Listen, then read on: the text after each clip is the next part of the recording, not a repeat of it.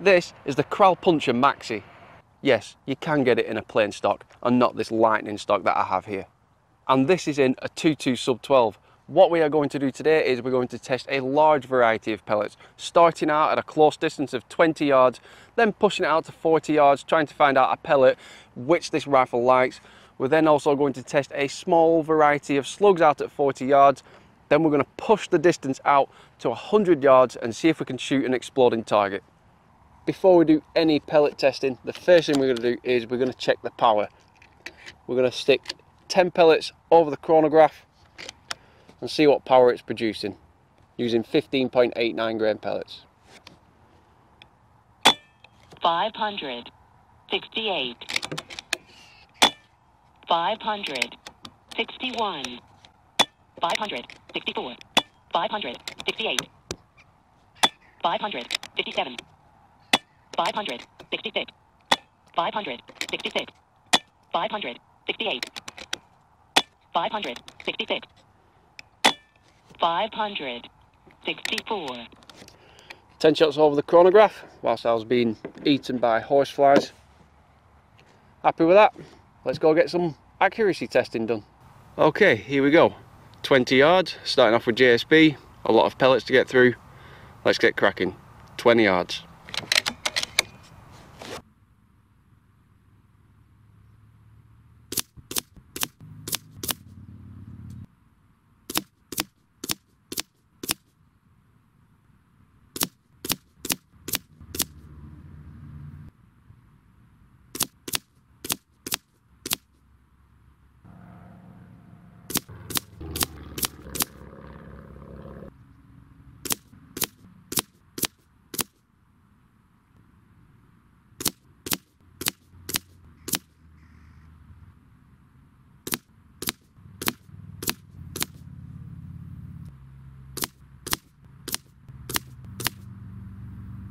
These are an interesting pellet, the Predator Polymag, with that little polymer tip at the end.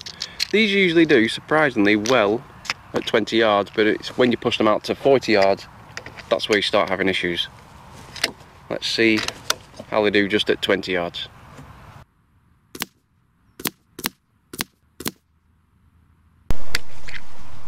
I shouldn't have said anything then, should I?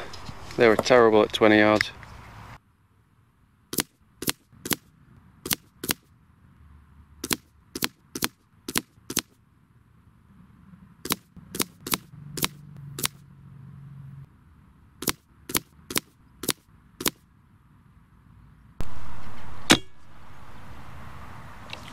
That's the 20 yards done. We'll go have a look at them.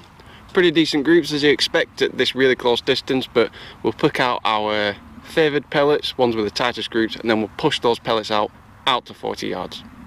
At 20 yards there really isn't much in it, but you can just see which pellets might possibly work out at 40 yards. So at 40 yards, these are the pellets that we're going to test and then find out which one is the most accurate pellet in this rifle. Now we have a target out at 40 yards with our favoured 7 pellets. Starting out with JSB 15.89 grain. Let's see how they do at 40 yards.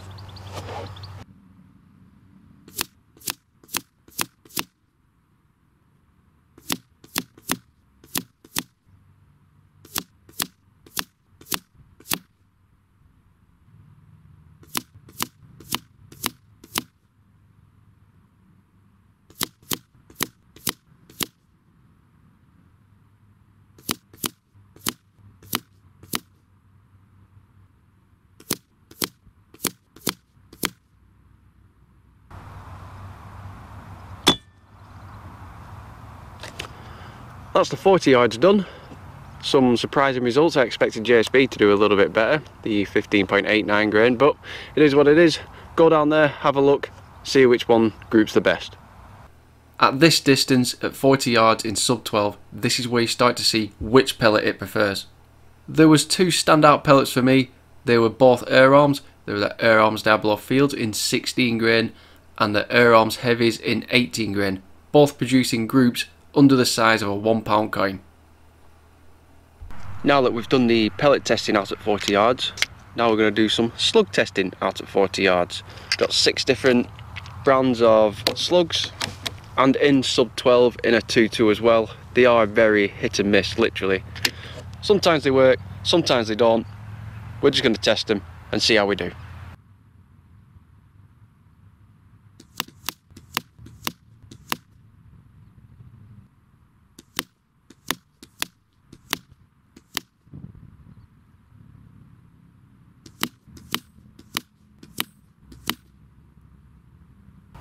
Wow, there were Pro Hunter 22.8 grain slugs out at 40 yards in a 2.2, and that's just produced a really good group. That's probably, I think, looking at it, the tightest group of the day, including pellets. That's really surprising. The only problem that I have is that's all I have left. I only have a few, but yeah, wow. Let's test out the remaining 3 and see if we can beat that.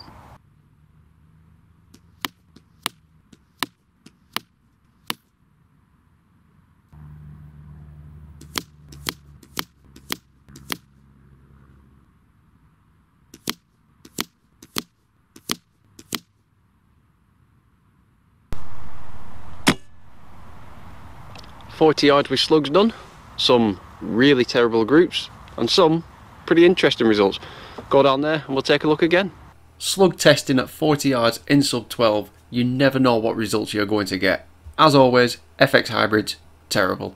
Javelin slugs didn't do too well either, as well as slug specialists, but Pro Hunter 22.8 grain slugs just produced the tightest group of the day. This is under the size of a 5p coin out at 40 yards. It's just a shame that I was actually low on stock, but Wildman slugs and H&N slugs were in a very close second.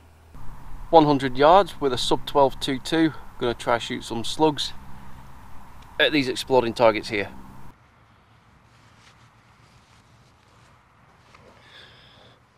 Here we go then, 100 yards using the H&N slugs. I would use the Pro Hunter slugs, but I'm a bit short on them. So let's see if there's enough energy in a slug at 100 yards in sub 12 to set these targets off.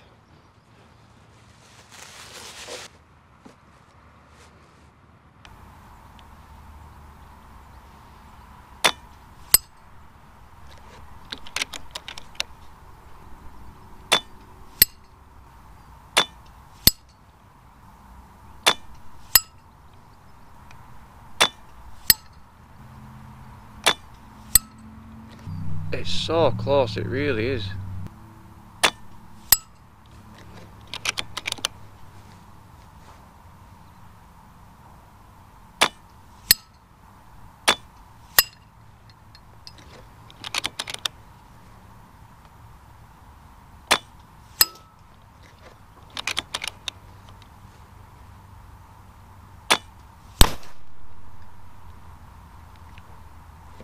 Finally, we got it.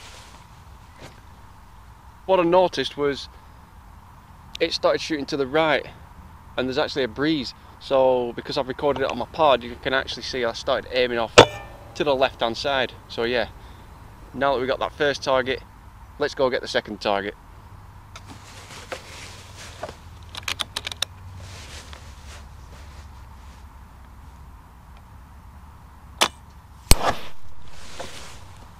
See what I mean? Just aimed off slightly to the left because of the wind. 2 in a row. Excellent. 21 grain H&N slugs, budget air rifle, and it's managed to get 2 in a row at 100 yards to set those targets off. So yeah, I've really been enjoying using this rifle, and it shoots accurately with pellets as well. So yeah, really good. That's my test complete with the Kral Puncher Maxi, a very budget friendly air rifle, but it seemed to perform really well, and I really enjoyed shooting this. There are a few little issues, nothing too bad, such as the cocking handle has quite a lot of play in it, the trigger also has quite a lot of play in it, and this adjustable cheek piece at the rear works really well, but it also has quite a bit of play in it.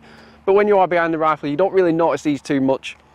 The cocking lever, even though I'm not a big fan of where it's just the blade going forward, I prefer to have the biathlon lever coming down. It doesn't really It's not very sharp, so it is actually quite nice. I'd probably say you don't really need to buy a 3D printed aftermarket biathlon lever like you do with an Air Arms. The bipod on the front is an AccuTac, and that's my AccuTac, and that is nearly worth more than the rifle itself, because this rifle isn't mine. It's currently on loan to me from Bamford Guns up in Chorley, so without them I won't be able to make this type of video. But really enjoyed using this rifle today. I was quite surprised how well it did at 100 yards with slugs. You saw it in one take. I had the pod attached to the rear of the scope, where you can see it all done in one with this camera looking downrange, and you can see that everything was done in one take. 2 shots. After a little bit of play with the wind, when I realised it was shooting to the right, when I held a bit of wind, 2 shots in a row, 100 yards, 2.2 sub 12, and we managed to hit those exploding targets. I actually tried doing the 100 yards with pellets at first, but the problem was when I did hit the target with pellet, this was the result. The pellet got stuck in the target, didn't penetrate the rear, and because of that it didn't set the target off. So between that I switched to slugs, and that's where the slugs at 100 yards, even in sub 12, are still carrying that extra bit of punch just to set the targets off. Anyway, I hope you found this useful. So if you enjoyed this video, make sure you subscribe to the channel, and also check me out on Patreon. Everything is in the video description. Cheers guys.